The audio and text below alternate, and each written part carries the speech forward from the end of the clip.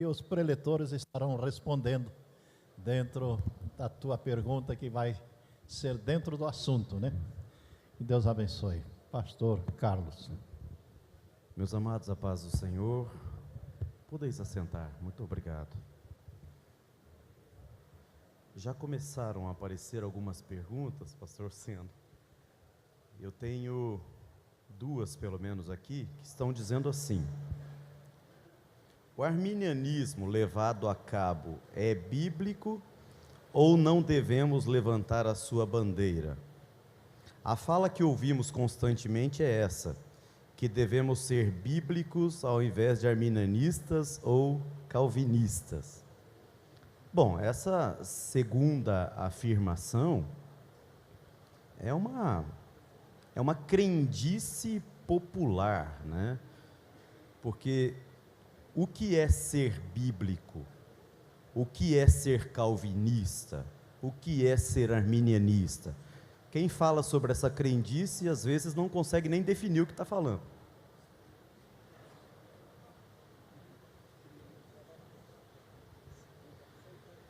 Mas essa primeira pergunta, o arminianismo é bíblico ou não devemos levantar a sua bandeira? Sim, do ponto de vista técnico, teórico, sim, o arminianismo é plenamente bíblico. Porque a tese central do arminianismo é a possibilidade daquilo que se convencionou chamar livre-arbítrio, que também não é um termo muito correto. Na verdade, quando a gente está falando em livre-arbítrio, a gente está se referindo ao exercício da capacidade intelectiva e volitiva do homem. Enquanto nós temos no calvinismo extremado o tolhimento da capacidade intelectiva e volitiva, da capacidade de tomar decisão, no arminianismo nós temos a devolução da capacidade de tomar decisão, da capacidade intelectiva e volitiva. E aí, se alguém pergunta para mim se isso é bíblico, eu posso recitar todos os evangelhos. Quando Jesus fala, vinde, quem quiser, e está muito claro, é quem quiser.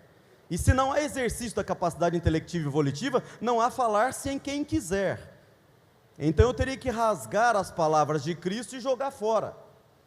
Porque ele usou esse termo, quem quiser vir após mim. Negue-se a si mesmo. O que é negar-se a si mesmo, se não subjugar e submeter a sua humanidade? Tome cada dia a sua cruz e siga-me. E é submeter a sua humanidade à sua capacidade intelectiva e volitiva. Se eu não conseguir ver isso nesse texto, por exemplo, e não conseguir enxergar arminianismo nesse texto, eu estou com problemas. E aí é problema de exegese. Se eu pego Romanos capítulo 12, verso 2, eu vejo então não somente Cristo, mas eu vejo Paulo, um catedrático, dizendo: rogo-vos, pois, irmãos, pela compaixão de Deus. Irmãos, pelo amor de Deus, que apresenteis os vossos corpos. E quando ele usa corpos, se eu não estou enganado, ele usa humonos ou alguma coisa do gênero no original. Ele não está usando sarx, que é só no sentido de carne, e ele nem está usando soma no sentido de corpo biológico. Ele está usando no sentido de humanidade também, de tudo aquilo que te faz humano. Rogo-vos, pois, irmãos, pela compaixão de Deus, que apresenteis a vossa humanidade, tudo aquilo que te faz humano, em sacrifício. Bom, primeira pergunta, apresenteis, quem é que apresenta? Se não a capacidade intelectiva e volitiva do homem. É a minha capacidade intelectiva e volitiva, é o meu exercício do pseudo livre-arbítrio que apresenta diante de Deus o meu corpo, ou a minha humanidade. E aí ele continua como que para frisar isso, que apresenteis os vossos corpos em sacrifício vivo, santo e agradável a Deus, que é o vosso culto racional. E mais uma vez ele submete a totalidade da humanidade à capacidade intelectiva e volitiva, como dizendo assim: pega tudo aquilo que te faz humano, submete ao teu intelecto, ao teu raciocínio, à tua inteligência, e no exercício da tua inteligência, do teu raciocínio, da tua capacidade racional, da tua capacidade intelectiva e volitiva, do livre-arbítrio, como quiser dizer, no exercício disso você arrasta toda a tua humanidade, coloca no sacrifício, no altar do sacrifício e diz: Deus, está tudo aqui. E se eu não enxergar arminianismo em texto como esses, eu tenho problemas gravíssimos, mas aí é de exegese. Então, perguntar para mim se arminianismo é bíblico, eu sou capaz de recitar toda a Bíblia. Aí, a segunda pergunta: por que os arminianismos quase sempre apanham nos debates contra os monergistas? Aí depende da literatura que você lê. Se você lê literatura brasileira, os arminianistas apanham muito mesmo. Por uma coisa que eu já comecei falando aqui. Eu comecei falando aqui que nós temos um problema nos países lusofônicos, com especialidade o Brasil, que é o maior. É muito recente o acesso de arminianistas à academia na nossa realidade brasileira. Nós temos 500 anos de calvinistas produzindo artigos, produzindo livros, produzindo literatura em português, e nós temos, não dá para falar 100 anos, eu tenho que falar 40 anos, 30 anos, nós temos arminianistas do papo amarelo, como diria o pastor Wagner, produzindo literatura. A nossa própria casa publicadora, é muito recente nós termos a nossa casa publicadora produzindo material sinergista de qualidade. Nós temos expoentes agora se destacando, como o pastor Silas Daniel, como o pastor César Moisés, que estão produzindo material de qualidade com rigor acadêmico, com capacidade acadêmica. Agora, se você quer ver arminianistas baterem em calvinistas, aprende alemão. Leia em alemão. Leia em árabe, por exemplo. Pegue os ex-muçulmanos que se converteram ao protestantismo, ao evangelho, e veja se você encontra calvinismo. Então nós temos que diversificar também nossa leitura, e aí resolve esse problema aqui de achar que arminianistas estão apanhando de calvinistas. Se eu ficar lendo só literatura presbiteriana, é óbvio que os arminianistas vão sempre apanhar. Óbvio. Claro. Eles não vão produzir material arminiano. Assim como a partir de agora a gente vai começar a ler materiais da casa publicadora, e dificilmente você vai encontrar na casa publicadora daqui para frente material calvinista. E daqui a 200, 300 anos esse quadro já se inverteu, mas a gente tem que construir uma história. Agora a gente tem que olhar também de modo holístico, olhar no mundo, ler com outros idiomas. Aí muda bastante. A literatura americana hoje, por exemplo, é muito mais sinergista do que monergista. Mas a gente tem que ler em inglês. E aí a gente não tem dificuldades com este aspecto de disputa, né? Já que estamos falando em disputa, em apanhar ou bater. Ok, meus amados? Vamos lá. Nós terminamos o período da manhã, hoje, falando sobre uma igreja que a partir do século X começa a ter discussões a priori semi-pelagianas, e vai mesmo abandonando a discussão doutrinária. Uma igreja que começa a se preocupar muito mais com questões seculares.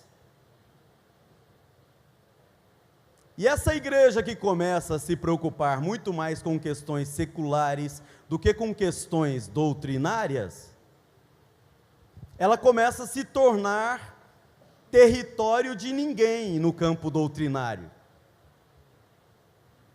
E aí começam a surgir os problemas, que culminam com a revolta de Lutero, e não só de Lutero, dos outros reformadores.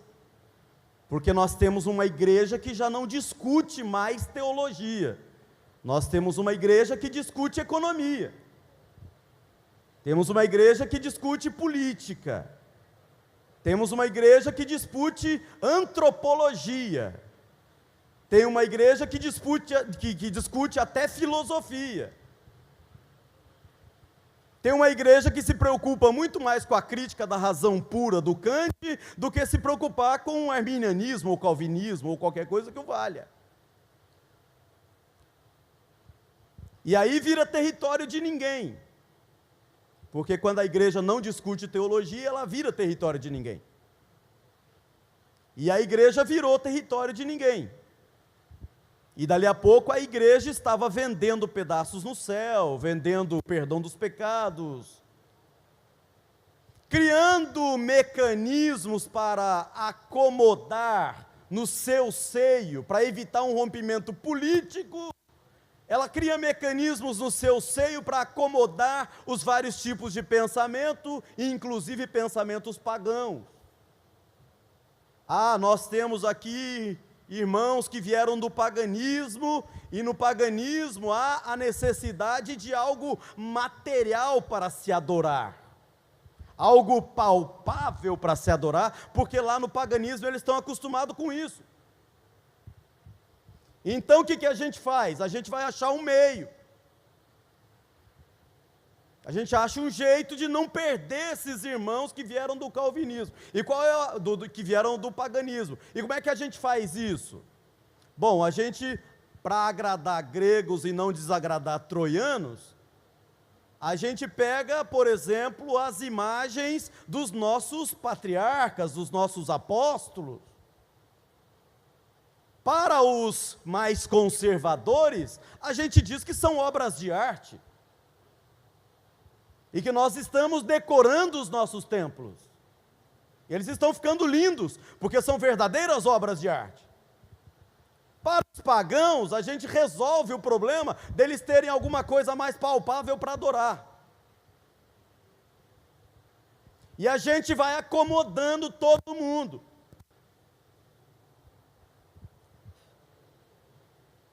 E aí a igreja para de discutir teologia, para de pôr teologia como a sua atividade fim, a teologia vira atividade meio e outras coisas viram atividade fim.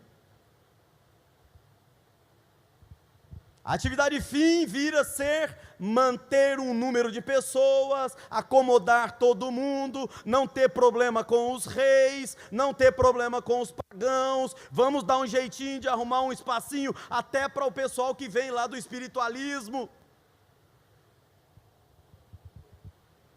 E a gente vai dando um jeitinho, a igreja lá do século XVI, vai dando um jeitinho para acomodar todo mundo. E aí começa a explodir as revoltas contra isso, porque Deus sempre tem os 7.000 que não se dobram diante do Baal e pronto. Sempre tem a reserva moral, a reserva espiritual.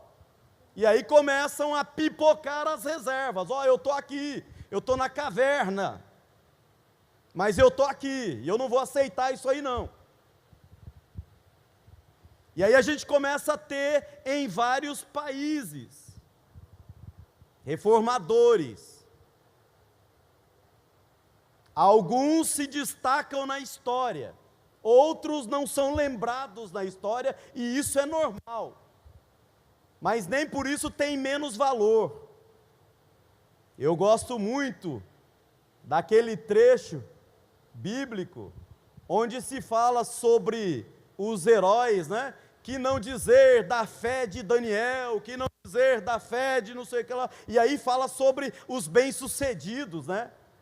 Que fecharam a boca de leões, que passaram pela fornalha e etc., e fala sobre os bem-sucedidos nominados.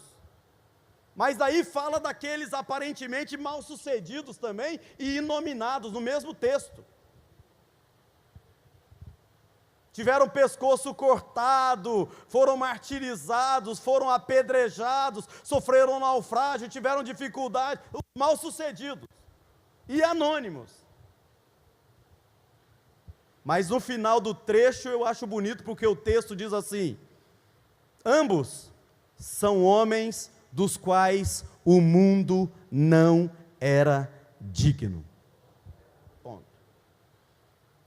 Bem-sucedidos, nominados ou aparentemente mal-sucedidos e inominados, mas continua diante de Deus sendo homens dos quais o mundo não era digno.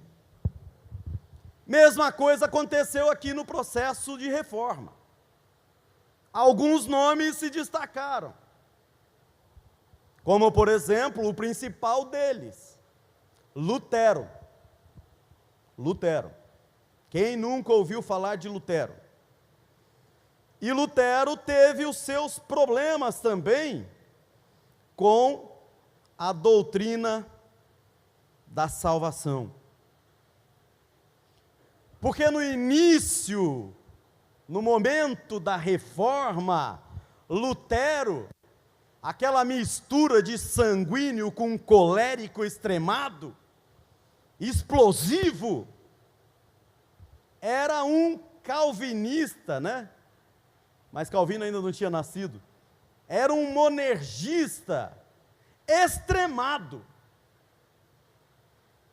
O mais extremado de todos, mais extremado do que Agostinho, mais extremado do que Calvino foi depois.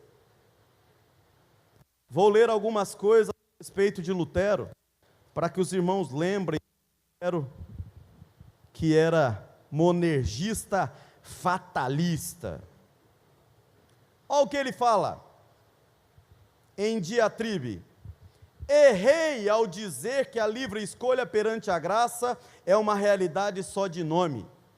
Eu deveria ter dito simplesmente: na realidade, a livre escolha é uma ficção, ou um nome sem realidade, porque ninguém é capaz de por si ter um pensamento bom ou mau. Cada coisa acontece por necessidade absoluta. O homem não tem, ele devia ter dito que o homem não tem capacidade intelectiva e volitiva. O homem não tem direito de escolher nada. Não sei por que o homem tem um cérebro.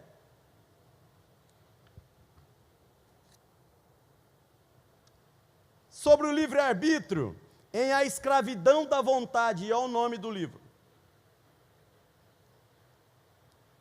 Ele diz: é falso afirmar que a inclinação do homem é livre para escolher entre dois opostos, pois, na verdade, a inclinação não é livre, mas cativa. Na disputa de Heidelberg, ele diz: o livre-arbítrio após a queda só existe em nome, e enquanto ele faz o que é capaz de fazer, comete um pecado mortal.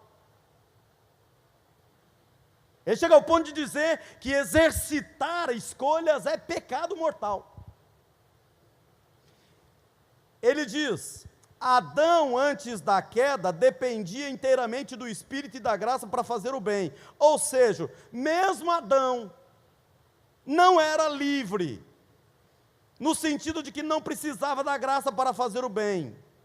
Ao afirmar que o perfeito Adão era incapaz de fazer o bem antes da queda, o próprio Lutero estava absolutizando a necessidade da graça, mesmo a parte do pecado, ou ele desconsidera o pecado e diz que tudo é pela graça.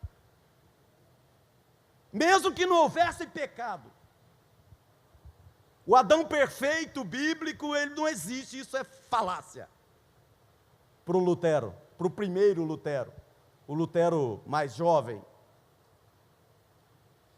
Lutero chega ao ponto de dizer o seguinte: o livre-arbítrio é uma doutrina especial do anticristo. E não impressiona que tenha se espalhado por todo o mundo, pois está escrito sobre o anticristo que ele seduziria o mundo inteiro. Apenas poucos cristãos serão salvos. Ele chega ao ponto de dizer que o exercício da vontade é do anticristo. Eu não sei por que Deus colocou cérebro no homem para Lutero. O nosso reformador. Grande herói de Deus. Ainda em escravidão da vontade, Lutero, ele chega ao ponto de desprezar todos os pais da igreja. Porque ele não encontra nos pais da igreja, olha o absurdo, ele não encontra nos pais da igreja quem pense como ele a respeito do livre-arbítrio. Por isso ele desconsidera os pais da igreja, eles não são homens de Deus.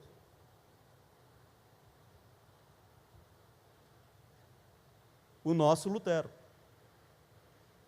Felizmente,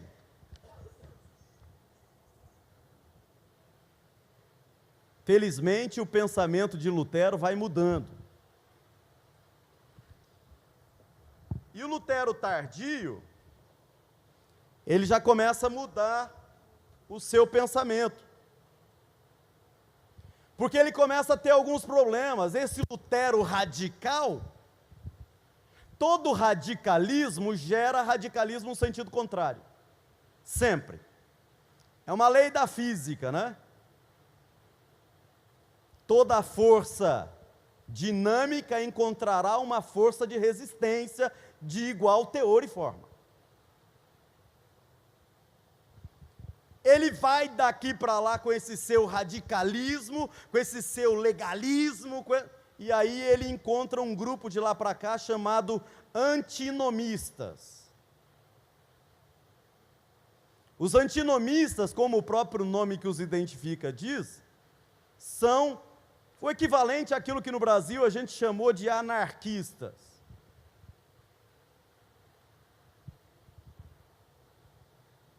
Para que lei? Para que norma? Para que esse conjunto normativo? Para que princípio? Para que doutrina? Para que precisa nada? Para que Bíblia? Não existe norma. Não existe lei. E ele começa a enfrentar problemas com eles dentro da igreja. Os antinomistas, os contrários a qualquer espécie de lei. Tem alguém aqui do Movimento Sem Terra? Graças a Deus não tem, então eu posso falar. O MST do Lutero.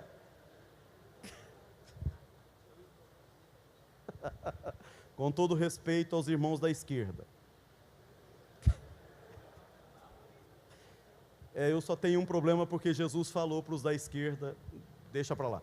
Vamos lá. É brincadeira, lógico. Ele começa a ter problema com os antinomistas, então ele começa a mudar o seu pensamento. E aquele fatalista, aquele monergista radical, começa a flexibilizar. Quando ele começa a envelhecer, ele já escreve contra a predestinação dupla, já começou a aliviar. Porque no começo ele dizia, é Deus quem predetermina quem vai para o céu, e é Deus quem predetermina quem vai para o inferno. Predestinação dupla.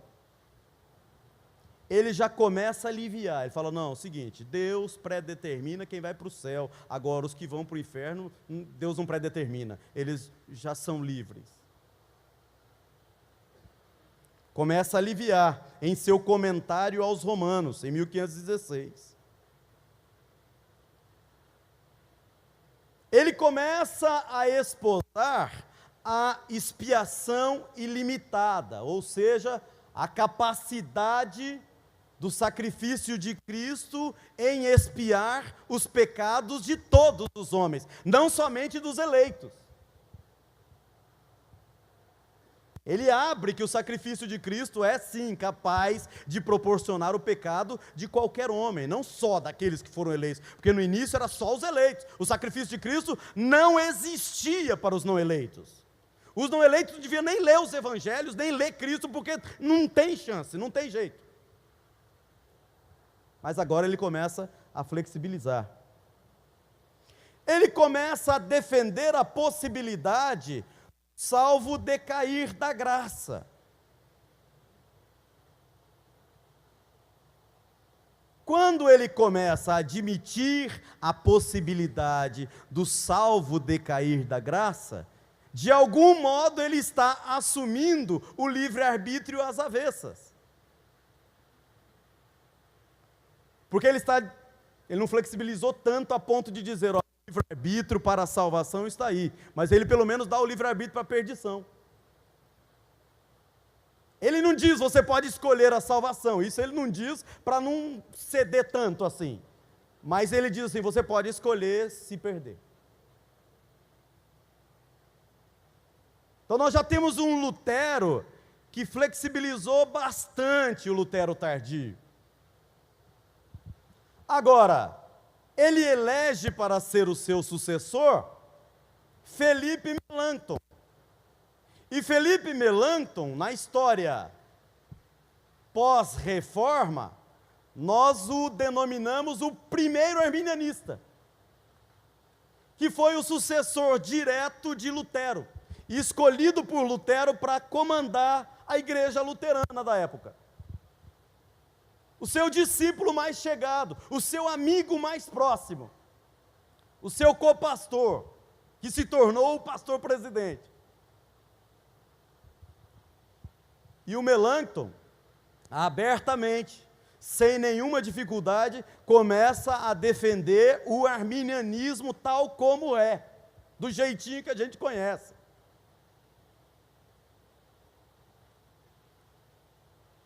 E o que é mais interessante é que o Lutero, agora pastor de honra, ainda vivo, não combate Melanchthon. Não censura Melanchthon, nem chama a atenção de Melanchthon. Pelo contrário, confirma o pensamento de Melanchthon, prefacia os livros do Melanchthon e diz para os outros amigos, escolhi um excelente sucessor, é um grande teólogo. E o Lutero tardio, já pastor de honra, ele não admite ser arminianista, mas ele cumprimenta o Melanchthon e fala, muito bem, você que é arminianista, parabéns, você acertou. E é só ler a história. Eu tenho aqui todas as obras que o Melanchthon escreveu e todas as que Lutero prefaciou, nós não temos tempo para isso. Eu tenho que fechar esse assunto hoje, agora, para amanhã só fazer as considerações finais. Então, nós vamos para frente. Nós não temos como trabalhar calvinismo e arminianismo em separado. Porque calvinismo e arminianismo coexistem, trocam farpas, trocam ideias. Como nós dissemos anteriormente, o que nós temos na história, na verdade, é uma disputa entre monergismo, com os seus extremos, de um lado o monergismo divino, que apela para o divino, que dá origem ao calvinismo tal como ele é, que diz que Deus age sozinho, pronto, monergismo, Deus age sozinho, o homem não tem participação nesse negócio. No outro extremo, nós temos o monergismo humanista, com Pelágio. Já dissemos isso aqui, é só para rememorar. Que diz o seguinte, não, há uma interação entre Deus e o homem. Deus oferece a graça através de Cristo. Mas a initio fide, o desejo, a fé inicial, não vem de Deus. É do próprio homem. Porque pensando como Pelágio,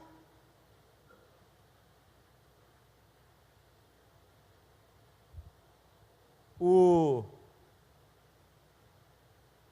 homem não foi afetado pela queda de Adão. Adão só afetou a si mesmo. Todos os que vieram depois dele nasceram perfeitos como Adão nasceu perfeito. Então nós temos aí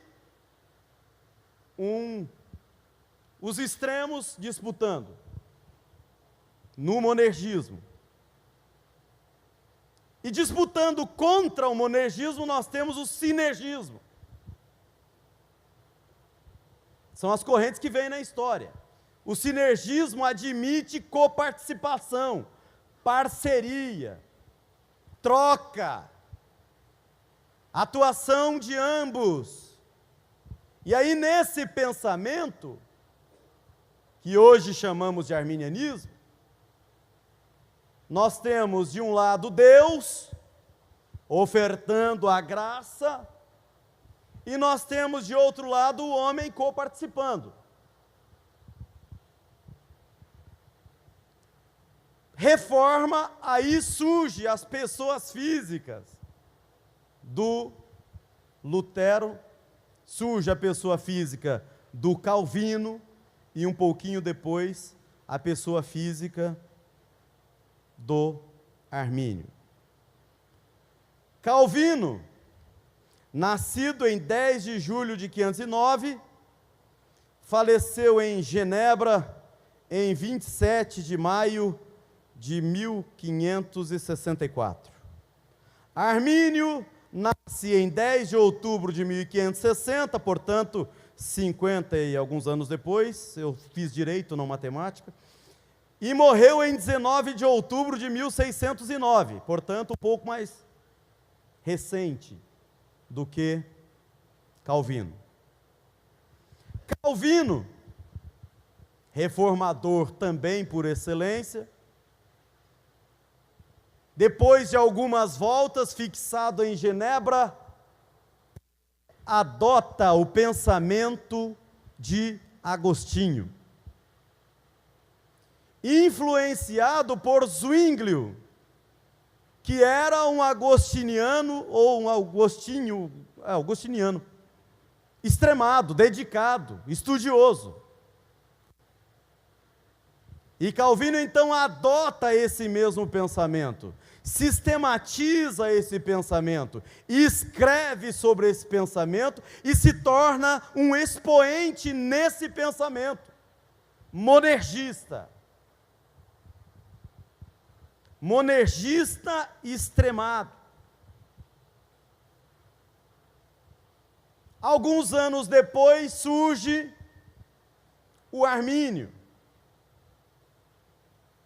E o Armínio, em que pese ter sido educado no pensamento de Calvino, começa a questionar o pensamento de Calvino.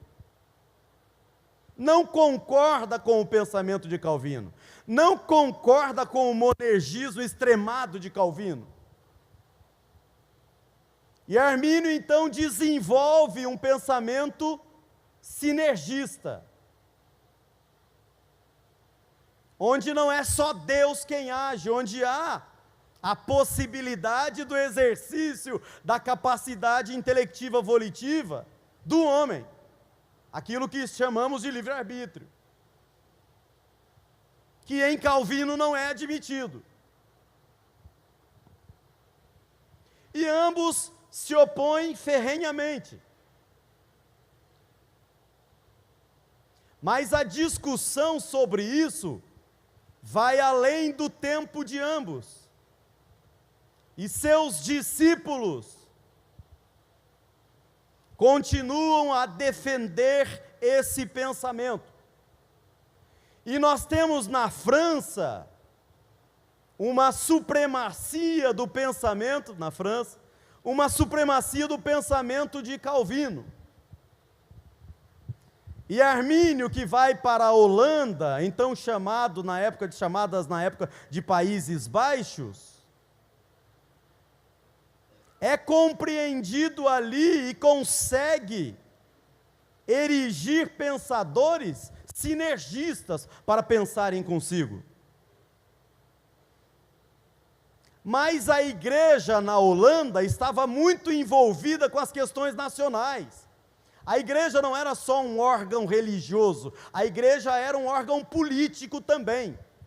A ponto de, para se marcar uma reunião, uma convenção, como disse o nosso pastor Juvenal, para se marcar uma convenção, havia necessidade da autorização do Estado. E os calvinistas na Holanda, representados por Gomaro, um amigo de universidade, ou ex-amigo de universidade de Armínio, se opuseram ferrenhamente ao pensamento de Armínio e queriam marcar um sínodo, uma convenção. Armínio gostou da ideia da convenção, mas Armínio propôs o seguinte: vamos marcar a convenção, mas vamos discutir teologia. E vamos discutir teologia a partir da fonte, a partir da Bíblia. Gomaro falou: não, nós vamos discutir teologia a partir do nosso catecismo, a partir das interpretações que nós já temos, que é o catecismo de Heidelberg e a confissão belga. Armínio queria ir para a fonte, para a Bíblia. E Gomaro, representante de Calvino, queria não, vamos usar a intermediação do catecismo de Heidelberg. Vamos usar a confissão belga. Aquilo que estiver de acordo com a confissão belga, aquilo que estiver de acordo com o catecismo de Heidelberg, será certo. E aquilo que estiver contra será errado. E Armínio diz: não, vamos para a Bíblia. O que estiver de acordo com a Bíblia estará certo, e o que estiver contra a Bíblia estará errado. Mas os dois grupos tinham muita influência no Estado, e como dependia da autorização do Estado para marcar a convenção, essa convenção que era para sair em 1606, não saiu, não aconteceu. Como não aconteceu a convenção, Armínio morre, e os herdeiros do pensamento, o herdeiro intelectual de Armínio, não querem deixar morrer esse pensamento. E publicam em 1609 um manifesto que se chamou A Remonstrância. E a partir de publicarem esse manifesto chamado A Remonstrância, as igrejas reformadas arminianas, ou de pensamento arminiano, passaram a ser chamados, na Holanda, de remonstrantes.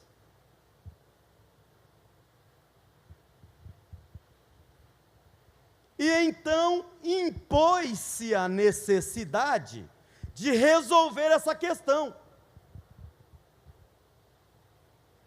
Os seguidores do calvinismo tomaram conhecimento desse manifesto da remonstrância, que continha pelo menos 5 tópicos. Leio rapidamente.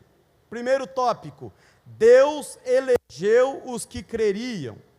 Segundo tópico: o sacrifício de Cristo é para todos, mas somente o crente o recebe. Terceiro tópico: a fé é um dom da graça de Deus. Quarto tópico: esta graça, porém, pode ser rejeitada. Quinto tópico: também crentes podem causar a própria perdição. Isso é a manifestação da remonstrância.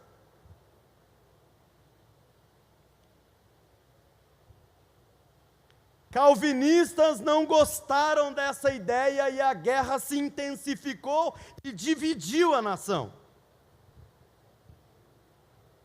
Quando dividiu a nação, nós temos um problema. Nós temos um rei que começou a ter sob seu domínio uma nação dividida. Mais ou menos um problema para estudar, como a gente tem que estudar lá Constantino. O rei tem agora uma nação dividida por causa da questão da igreja. Então o rei, que era primo do Maurício de Nassau, que veio parar aqui no Brasil, governando o Brasil holandês, no norte do Brasil, teve uma invasão holandesa que foi comandada por Maurício de Nassau. O primo dele, o outro Maurício de Nassau, esse outro príncipe comandante da Holanda, resolveu então marcar aquilo que se chamou de Sínodo de Dort, uma convenção dirigida pelo Estado. E como Maurício de Nassau já tinha aderido às igrejas calvinistas, ele já não era mais imparcial. De modo que ele marcou esse sínodo para discutir essa questão, mas na prática não havia discussão nenhuma, era decisão tomada. E ele fez comparecer ao sínodo alguns teólogos sinergistas, ou alguns teólogos arminianos, escolhidos a dedo. Não eram todos não, eram os que ele determinou. E eles não compareceram no sínodo como palestrantes, discursantes em direitos iguais, não, eles compareceram no sínodo como réus. Eles foram ouvidos como réus no sínodo de Dort. Obviamente, a decisão do sínodo de Dort foi por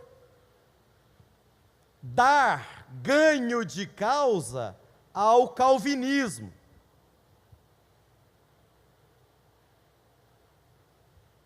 E do sínodo de Dort nasce um documento, que é esse documento aqui, os Cânones de Dort. Esse documento, ele tem alguns artigos, mas ele se resume naquilo que se convenciona chamar, ou naquilo que historicamente conhecemos como os 5 pontos do calvinismo. Esses 5 pontos são: eleição incondicional, expiação limitada aos eleitos, depravação total que envolve tanto a habilidade quanto o mérito, graça irresistível, perseverança ou segurança eterna do crente. E esses são os 5 pontos que os calvinistas defendem. A abreviatura, ou utilização das iniciais, ou acróstico, em inglês, desses 5 pontos é tulip, que quer dizer tulipa, né? Aí estão os 5 pontos em inglês e a sua tradução livre. Depravação total, eleição incondicional, expiação limitada, graça irresistível e perseverança dos santos. Esses são os 5 tópicos, esses são os 5 pontos de convergência ou de divergência na doutrina soteriológica depois de Calvino e Arminio. Vamos lá, depravação total do homem. O que quer dizer isso? O sínodo de Dort entendeu que todo homem carrega o pecado de Adão, e que todo homem é depravado por natureza. É a ideia central e bem prática daquele, em pecado nasci, em pecado me gerou a minha mãe, e ponto. É a leitura mais simples do todos pecaram e destituídos estão da glória de Deus. Eleição incondicional. Pela eleição incondicional, é Deus quem elege aqueles que serão salvos e aqueles que serão condenados. E não há condição alguma para isso. Quem é eleito, faça o que fizer, será salvo. Quem é eleito para a salvação. Quem é eleito para a perdição, faça o que quiser, irá para a perdição.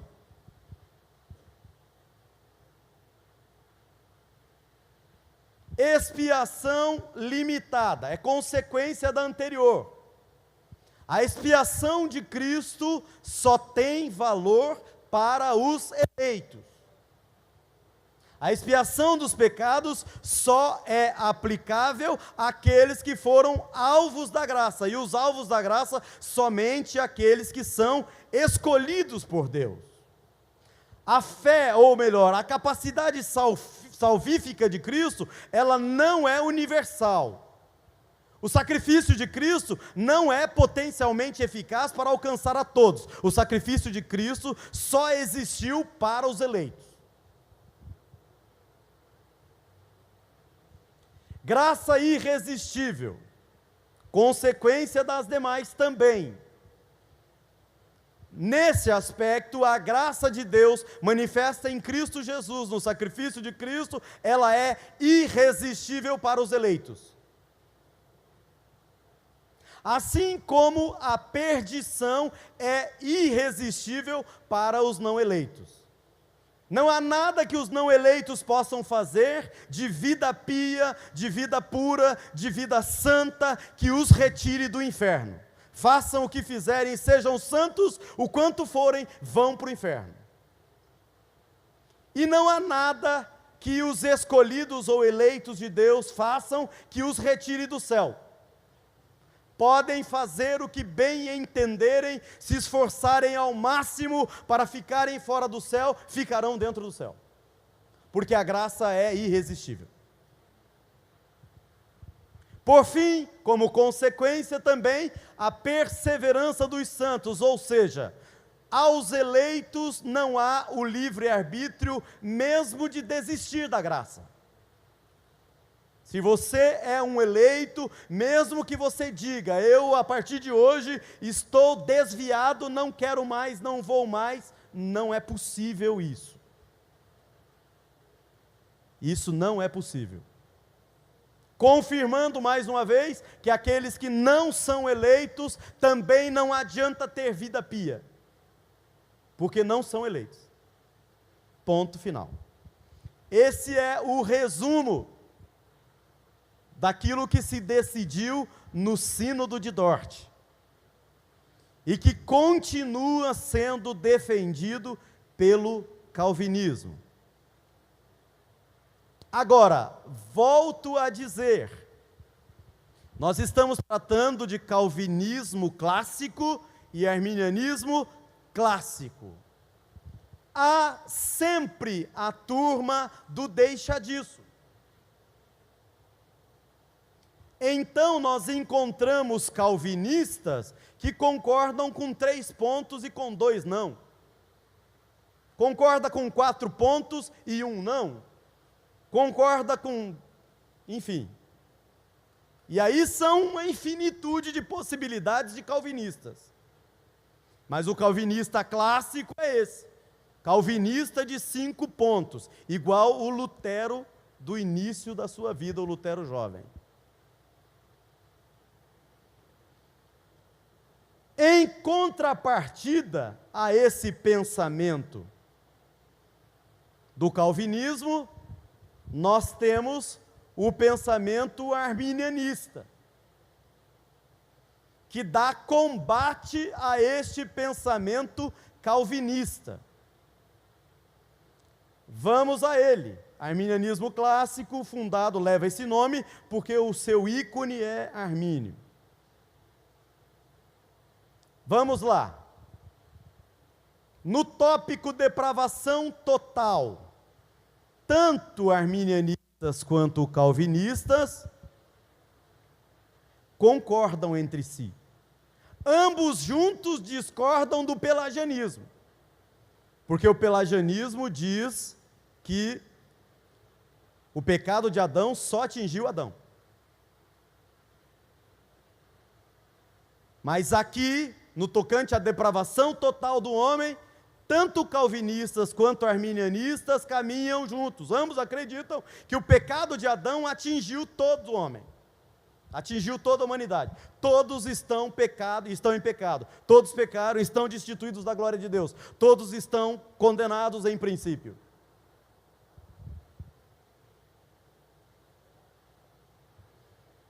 Aí vem no tocante à expiação. O arminianismo acredita e apregoa que a expiação em Cristo destina-se a todos. Cristo, ao ir para a cruz e abrir os seus braços na cruz do Calvário, ele está abrindo os braços para brancos, negros, ricos, pobres, doutos, indoutos, altos, baixos, gordos como eu, magros como você, fracos como eu, fortes como você, ele abraça todos. Não há expiação específica para eleitos.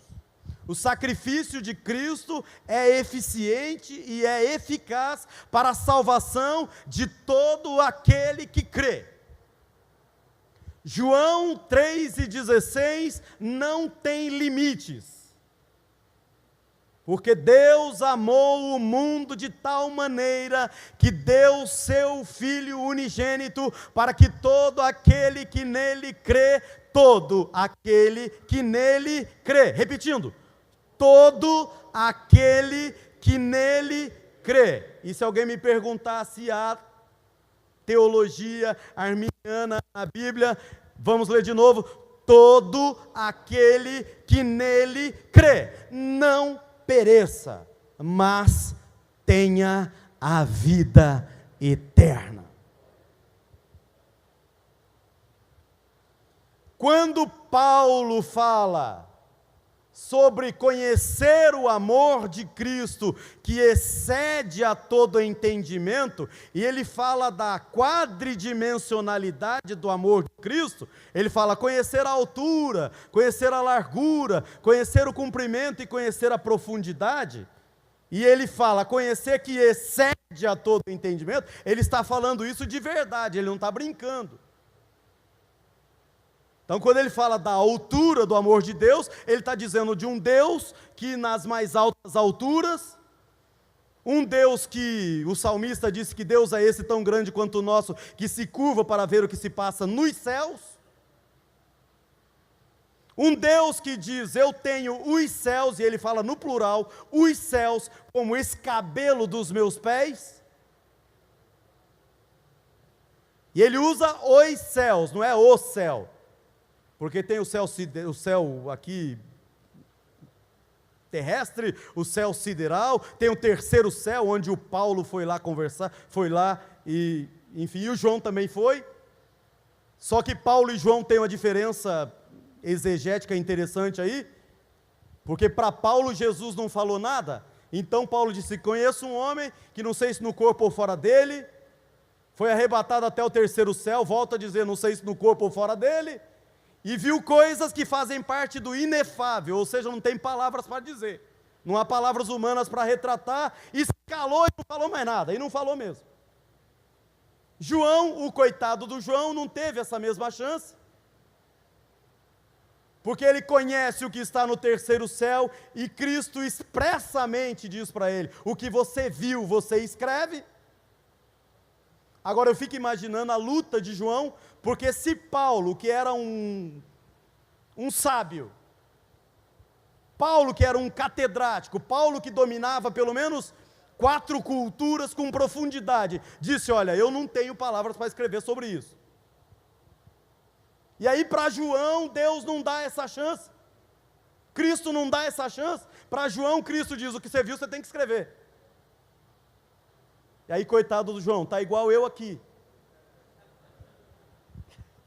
Tem que escrever, mandou. E aí o João faz tudo aquilo que ele faz ali. Ô João, você viu o olho dele? Eu vi, como é que é? Não sei, não tem palavra. Então escreve alguma coisa que você tem que escrever. Ah, é como chama de fogo. Ô João, você ouviu a voz dele? Eu ouvi. Como é que é? Ah, eu não sei, não tem palavra para escrever. O Paulo já disse que é inefável, não tem palavra. Mas Jesus mandou você escrever. Você escreve aí. Então tá bom. É voz como o som de muitas águas. Você viu o pé dele, João? Eu vi. Como é que escreve? Ah, eu não sei. Você tem que escrever. Jesus mandou. Ah, é como latão reluzente. Você viu o mar lá, João? Eu vi. Como é lá? Ah, não tem palavra. Paulo já disse que não tem palavra. Mas Jesus mandou você escrever. E aí o João tem que se virar com aquilo que ele tem. Se o Paulo diz que não tem palavras, o coitado do João tem que achar palavras.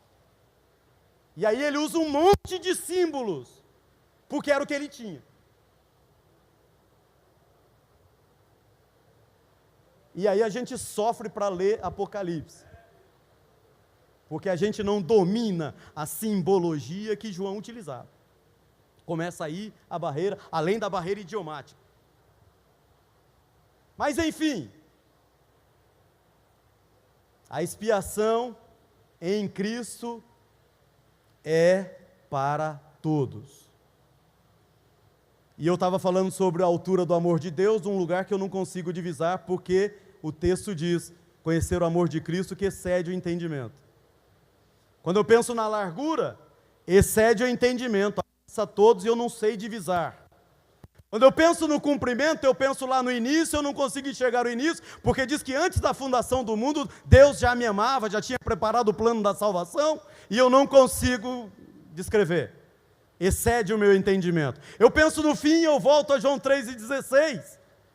Todo aquele que nele crê não pereça, mas tenha vida eterna, e excede o meu entendimento. Quando eu vou à profundidade, eu vejo um Jesus que desce à terra e desce ao inferno, ou desce às maiores profundezas, sendo mais literal, e toma as chaves da morte e do inferno, e qualquer pessoa em qualquer parte do mundo que diga, estou no fundo do poço, Jesus vai lá buscar. E aquele que diz assim, meu poço não tem mais fundo, Jesus vai lá buscar também. E é assim que o arminianismo entende o amor de Cristo, que excede a todo entendimento. Amém? A morte de Jesus satisfaz a justiça de Deus. Aqui nós temos a resolução de dois princípios. Porque no monergismo, nós temos uma satisfação ao princípio da soberania de Deus. Mas nós temos algumas punhaladas no princípio de igual hierarquia, no princípio do amor divino e no princípio da justiça divina. Satisfaz a soberania, fere o amor. Satisfaz a soberania, fere a justiça. E aí nós vemos o arminianismo resolvendo esse problema principiológico, porque princípios não podem ser feridos. Deus não pode ser justo e deixar de ser amor. Deus não pode ser amor e deixar de ser justo. Ele não pode ser onisciente e deixar de ser onipotente. Deus é tudo isso o tempo todo. Isso é um princípio. E então resolve-se essa questão, porque Cristo na cruz paga os pecados do homem e satisfaz a justiça de Deus. Pois o homem que está em pecado e não merece a salvação, com a fatura paga na cruz, e Paulo diz cravada na cruz, me faz lembrar mais ou menos como você pagar um título no banco e depois você publicar que pagou no cartório de títulos e documentos para ter validade contra terceiros, para valer contra todo mundo. Jesus crava o título da nossa dívida na cruz. e satisfaz o princípio da justiça divina, e resolve o princípio do amor divino, e resolve o princípio da soberania divina. Não há princípio ferido aqui. A graça é resistível. Sim, porque se a graça fosse irresistível, outro princípio seria ferido. Deus não seria um Deus de amor se fizesse do homem um autômato. Uma peça de xadrez que o jogador coloca ou na prateleira ou dentro do forninho para queimar. Não seria Deus de amor e não seria Deus de justiça se o homem não pudesse escolher. Cairia por terra completamente aquele versículo mais simples que diz: tudo que o homem semear, isso também ceifará. Princípio da justiça divina, consagrado na Bíblia. Inclusive eu gosto muito de falar sobre esse princípio, porque eu vejo, por exemplo, que os romanos, eles usavam pelo menos 3 brocardos, 3 ditados, para definir justiça. Eles diziam que justiça é non laedere, honesti vivere, sum quique tribuere. Non laedere, não lesar ninguém. Honesti vivere, viver honestamente. Sum quique tribuere, o mais importante, que é dar a cada um o que é seu. E é um princípio da justiça consagrado na Bíblia. O que semear, vai colher.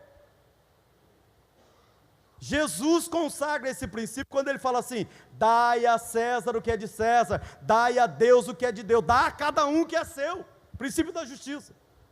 Paulo também usa esse princípio quando ele diz: dai a cada um o que lhe pertence, a quem tributo, tributo, a quem imposto, imposto,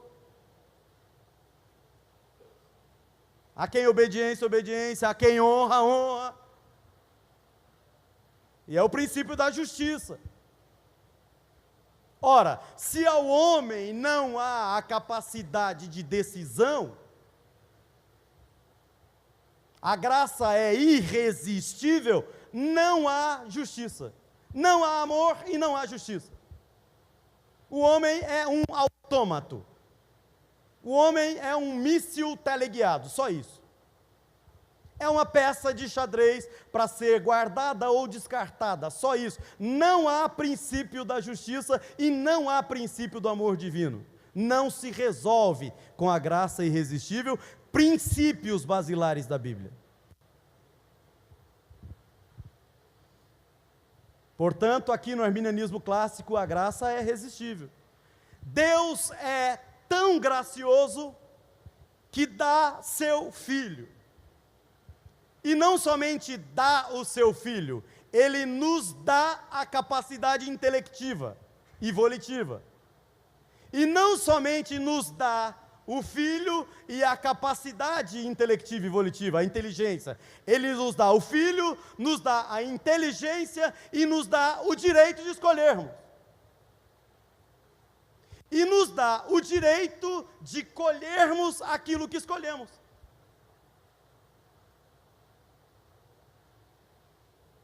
Se você escolhe o bem, colhe o bem. Se você escolhe o mal, colhe o mal. E Deus é plenamente justo e plenamente amoroso. Ele te dá tudo. Inclusive por graça, e aqui há quase uma contradição, mas é assim mesmo.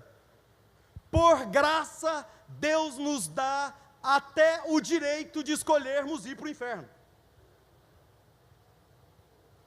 Porque isso também é graça de Deus. Eu posso escolher ir para o inferno, Deus me guarde. Mas eu posso. E eu não poderia se não fosse a graça de Deus. A graça de Deus é tão grandiosa, tão inalcançável, tão sublime, tão poderosa, que até isso ela me confere. Ela me dá o direito de escolher ir para o inferno. Mas eu escolhi ir para o céu. Glórias a Deus. Eu quero estar lá. O homem tem livre-arbítrio. no sentido de capacidade intelectiva e volitiva, de ter vontade e de tomar decisão. A eleição é condicional. O homem pode escolher. Eu posso escolher. Nós podemos escolher. E aí estão resolvidos os problemas principiológicos. Deus predestina os eleitos a um futuro glorioso. Agora preste atenção no predestina os eleitos. E quem são os eleitos? E eu coloquei propositalmente. A igreja. A igreja, coletivamente, é predestinada. A igreja de Deus não vai para o inferno. Deus decidiu que a sua igreja não vai para o inferno. E isso é predestinação mesmo. E Deus decidiu que quem não estiver na igreja vai para o inferno. E isso é predestinação. Agora preste atenção que nos textos bíblicos está falando da coletividade e não da individualidade. A igreja vai para o céu, mas eu tenho a possibilidade de escolher fazer parte dela ou não. Porque a graça de Deus me franquia isso.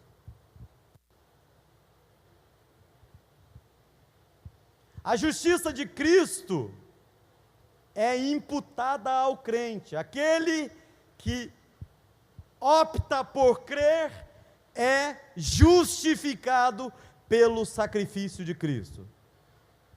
Cristo cravou a fatura na cruz e aquele que diz, coloca o meu nome aí nessa fatura que já está cravada, se torna justo. Mas eu posso dizer, tira o meu nome dessa fatura aí. Mas eu quero que o meu nome esteja lá na fatura, porque a minha conta fica paga. A segurança eterna também é condicional, como consequência. Se eu posso escolher, essa é a condição para que eu tenha a segurança eterna. Se eu escolho a salvação, eu tenho a segurança eterna. Se eu escolho a perdição, eu tenho a perdição eterna.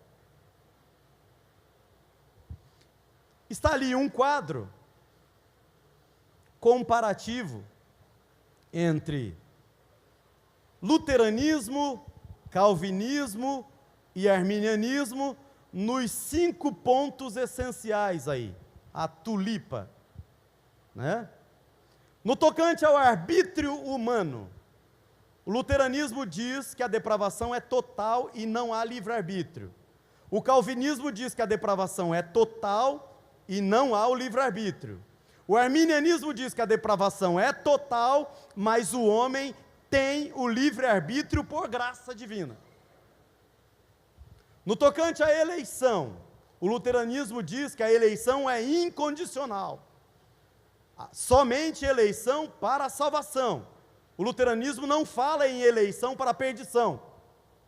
Ou seja, Deus escolhe os que serão salvos e esquece os outros. É consequência ser perdido. No calvinismo não, a eleição é dupla. Deus escolhe quem vai para o céu e Deus escolhe quem vai para o inferno.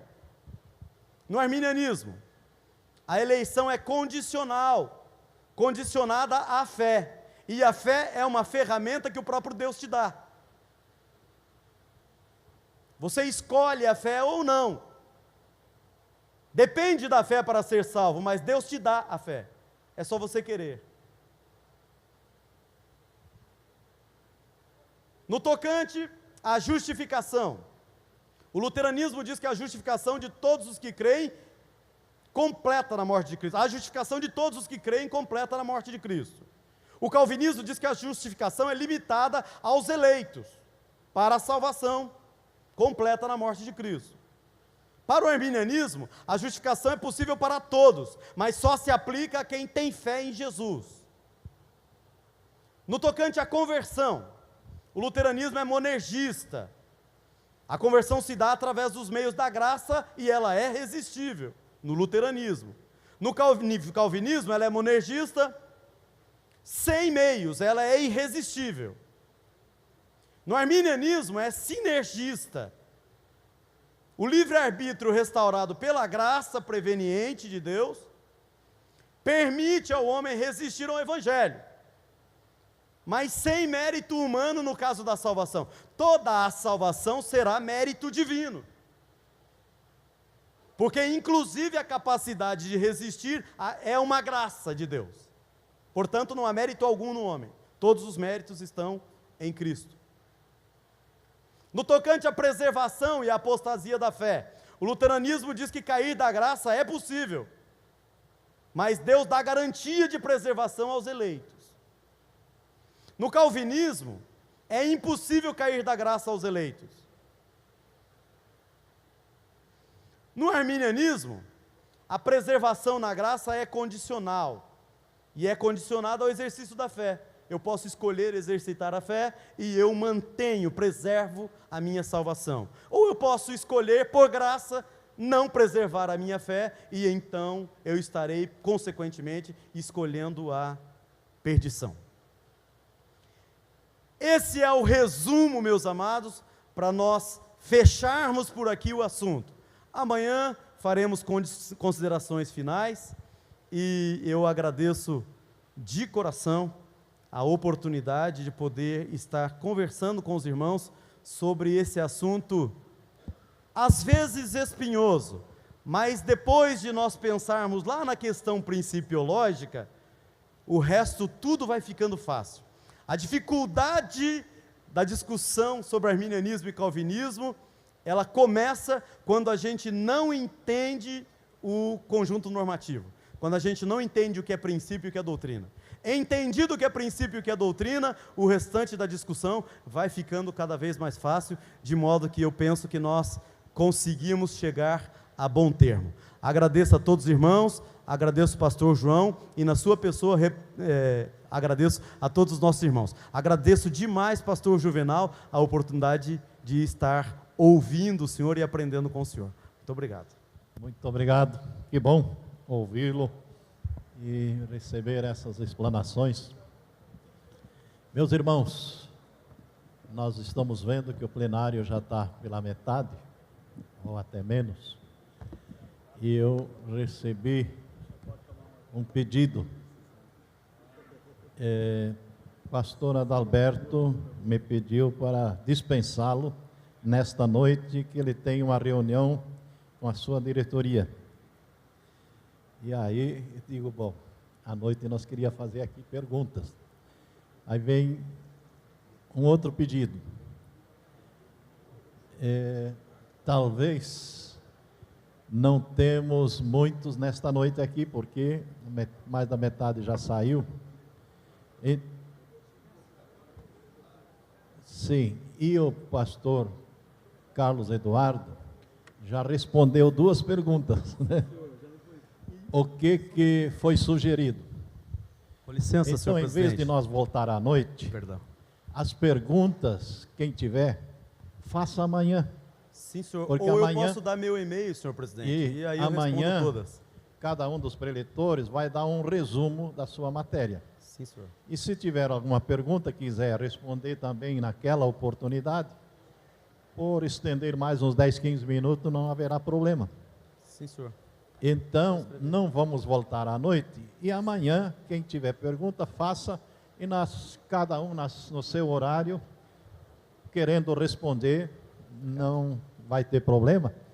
E amanhã, então, nós vamos começar 9 horas da manhã, não é 9h30, 9 horas.